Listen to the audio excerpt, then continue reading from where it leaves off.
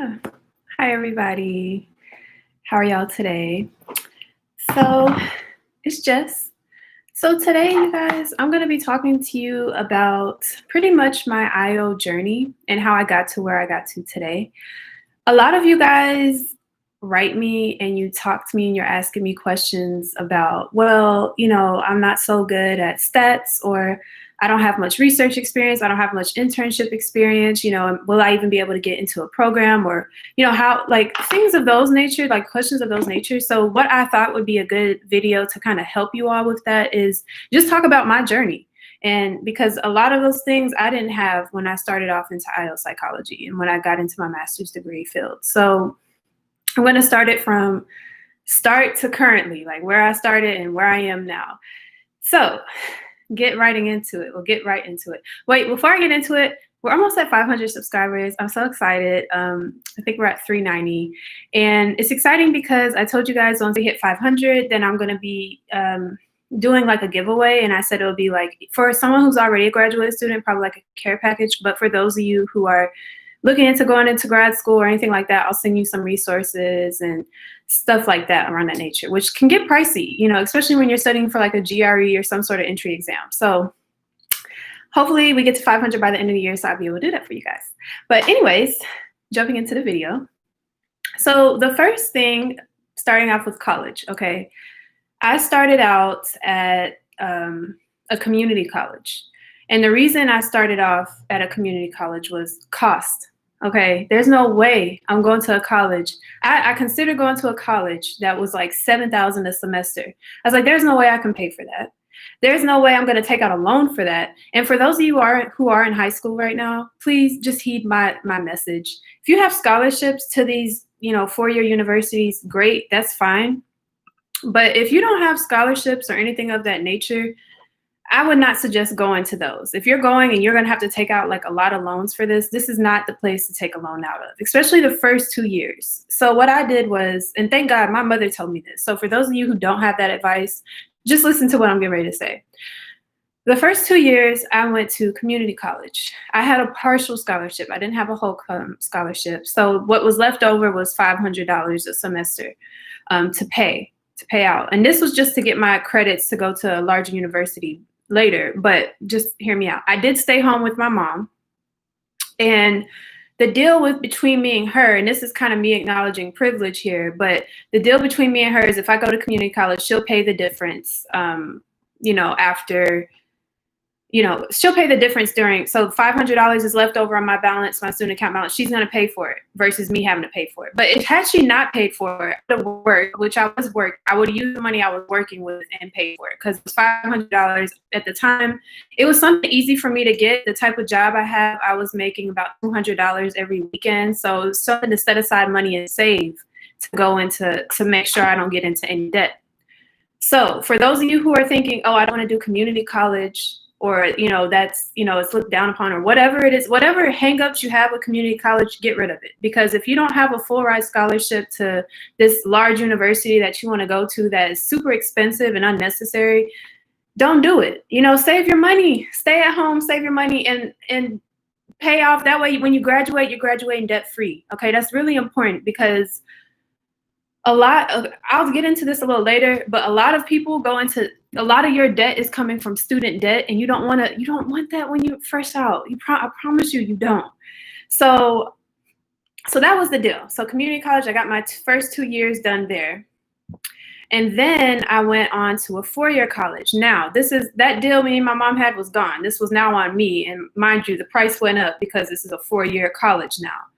So when I went to this 4-year college, here I was, back to community college. I really didn't have I thought I was going to do nursing, to be honest with you guys.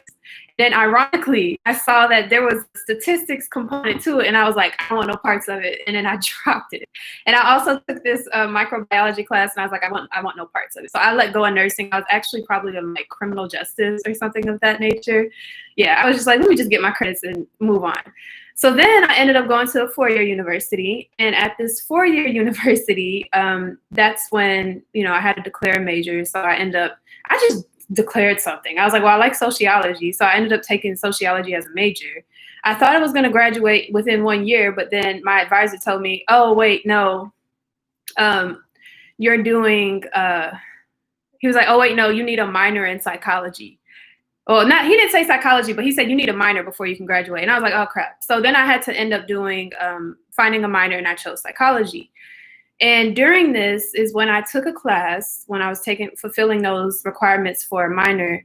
I took industrial psychology. It wasn't IO, it was industrial. And then there was another class that was organizational psychology, because there is a difference between the two, which is something for another topic that we can talk about later. But yeah, and once I took that class, which was ironically the last year of me graduating, I was like, this is what I want to do. And this is, and luckily, because I was a sociology major, I was able to get research experience. Not research experience, let me backtrack. I took a research method class. It was 1 semester because you needed it to graduate. I took a statistics class, 1 semester, you needed it to graduate. And it's like baby statistics. So it's not nothing intense or anything like that. And that's kind of all I had. And mind you, let me get back to the financial portion of this. I know I'm kind of jumping, but I really want to make this clear to you guys, so you guys graduate debt-free. Regardless of what you decide to go with, please graduate debt-free if you can, if it's possible. I was working part-time, and I actually had 2 jobs at one point, and saving my money so I can pay it off every semester. So I didn't have to worry about taking out any loans. So I graduated as an undergrad debt-free. So that's something, it is manageable if you're able to stay at home, and if you're able to save money and pay it off every semester, do that. I understand there are some circumstances you can't, but if you have that privilege to do that, please take advantage of it, because it's something that will really help you later on. But I digress on that part. So during my undergraduate experience, like I said, I didn't have much IO internship. I mean, you guys heard, I didn't get into IO or realize that I wanted to do it until my last year of college. So with that being said, I ended up talking to one of my advisors about that. And I talked to her and I said, hey, what can I do? I need some research experience because I know this is where I want to go into.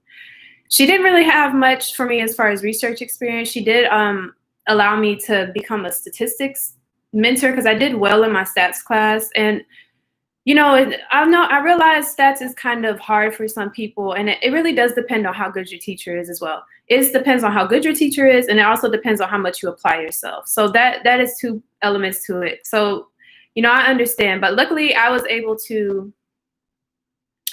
be a tutor in that for other students who were struggling with it. And I did this after I graduated. At this point, I'm graduated, but I knew I wanted to go into grad school. And I was like, I don't really have much of anything. What can I even get? I had a great GPA, but that's it. My GRE was trash.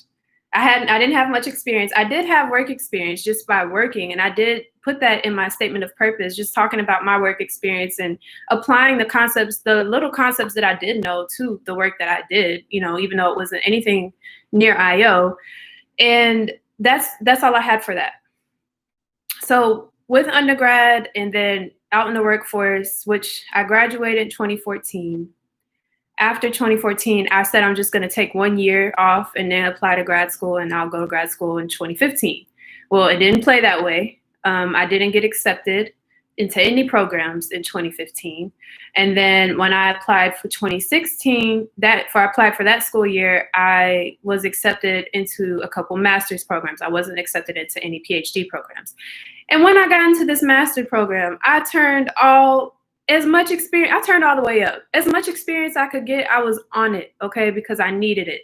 I did a thesis, I knew I wanted to do PhD, so I made sure I did a thesis because it's an option to do thesis or internship. You didn't have to do, it was either or to graduate is what you had to fulfill. I was like, I'm going a thesis route. Anytime I could take some sort of research or any portion of that, I got as much opportunity around that as I could. I was also the IO club president. I was a part of the president. What was this club called? It was like I was nominated for it. The President's Diversity Council. I was a part of that.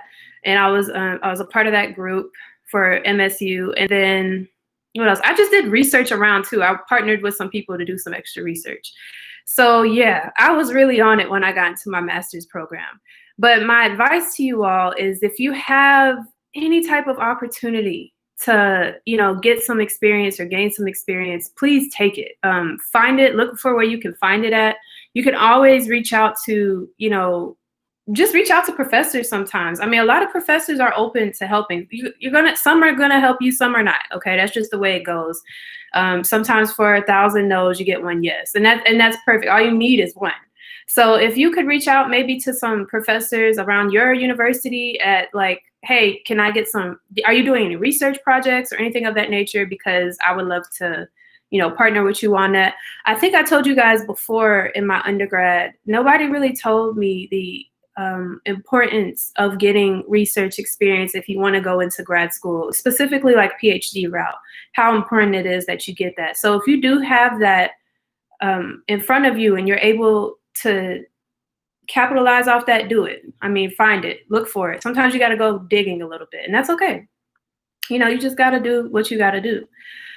So once I graduated not once I graduated, upon, hitting graduation, that time is coming along. Then I was like, okay, I want to go into a PhD program. So I applied to PhD programs. I got accepted into St. Louis University, and thank God, because my advisor, his topic area is exactly where I want to be. I research, I look at colorism in the workplace, how it manifests, and that's exactly what he looks at, colorism. And a lot of professors aren't looking at that right now. So that was it aligned very perfectly for me. Okay. So yeah. So now with the financial aspect of it, I know, with the financial aspect of it, I graduated my master's program debt-free. Another big point of me selecting this master's program is that I was able to get assistantship. And this school, provided assistantships. They had a lot during this time. Unfortunately, during, budget cuts and all of that wasn't as, provided as much anymore. But this is what I'm saying, you guys, you really got to do your research. I did my research on this school. I did my research around town. Like, where can I get money? I mean, I'm not saying like, where can I get money, but like, I don't want to graduate, with a whole lot of debt on my hand. Okay. And that's how I was thinking with this same thing. So when I was in my master's program, I got that.